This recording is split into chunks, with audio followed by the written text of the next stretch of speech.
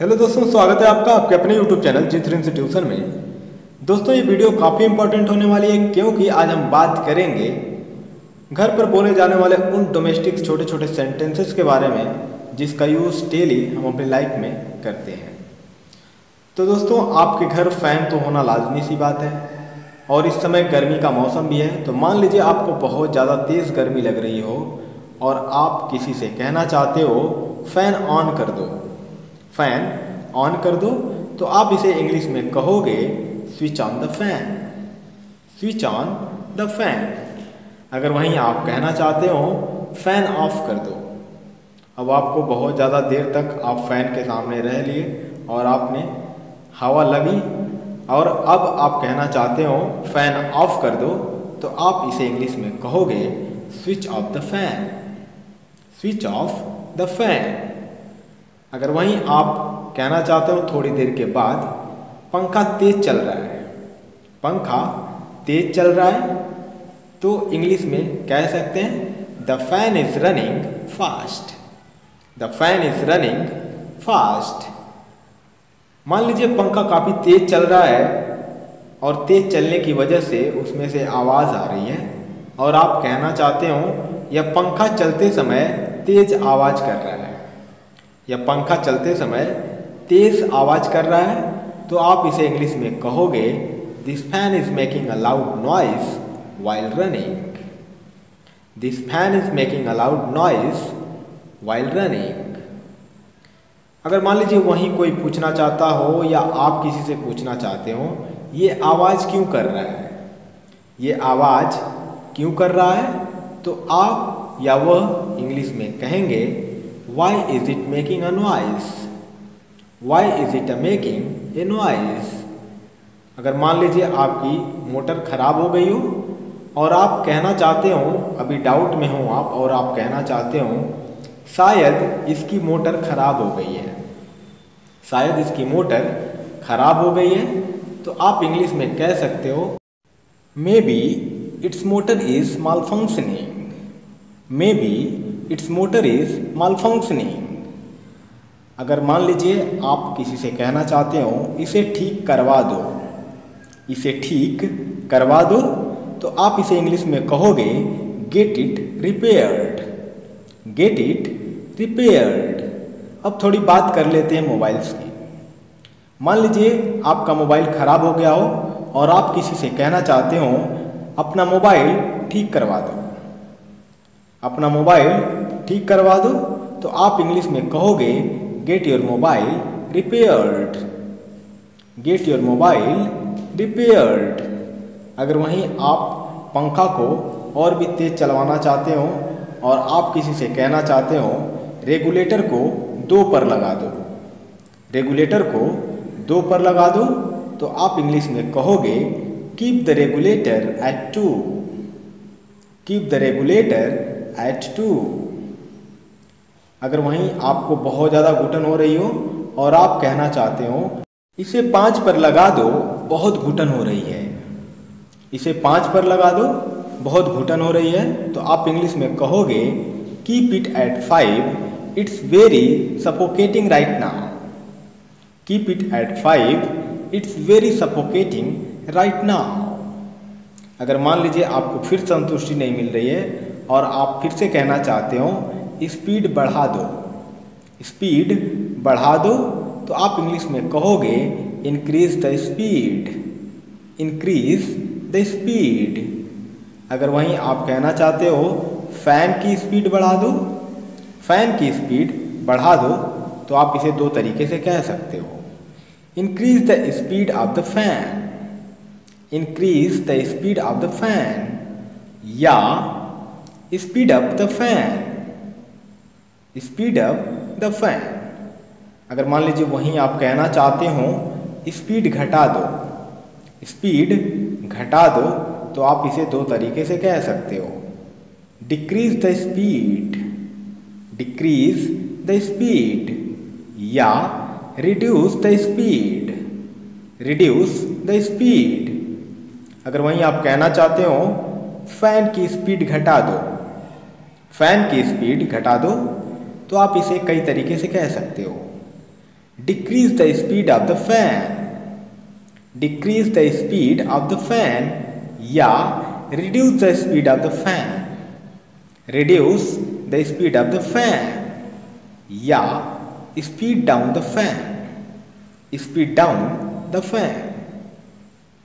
मान लीजिए आपके पास एक MI मोबाइल है और आप कहना चाहते हो मेरे पास एक MI मोबाइल है, मेरे पास एक MI मोबाइल है, तो आप इंग्लिश में कह सकते हो I have an MI mobile, I have an MI mobile.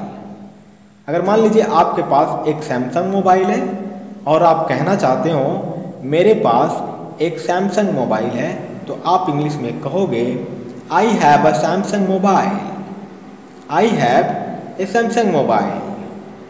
अगर वहीं आपके पास मान लीजिए एक आईफोन है और आप कहना चाहते हो मेरे पास एक आईफोन है, तो आप इंग्लिश में कह सकते हो I have an iPhone, I have an iPhone। अगर मान लीजिए आपके पास चाइनीज मोबाइल है और आप कहना चाहते हो मेरा मोबाइल चाइना में बना हुआ है, मेरा मोबाइल चाइना में बना हुआ है, तो आप इसे इंग्लिश में दो तरीके से कह सकते हो, my mobile is China make, my mobile is China make या my mobile is made in China, my mobile is made in China. अगला सेंटेंस देखते हैं। मान लीजिए आप किसी से कहना चाहते हो मेरे मोबाइल में 3 कैमरे हैं लेकिन पिक्चर क्वालिटी बकवास है, मेरे मोबाइल में 3 कैमरे हैं लेकिन पिक्चर क्वालिटी बकवास है, तो आप इंग्लिश में कहोगे माई mobile has 3 cameras but the picture quality is pathetic, my mobile has 3 cameras but the picture quality is pathetic.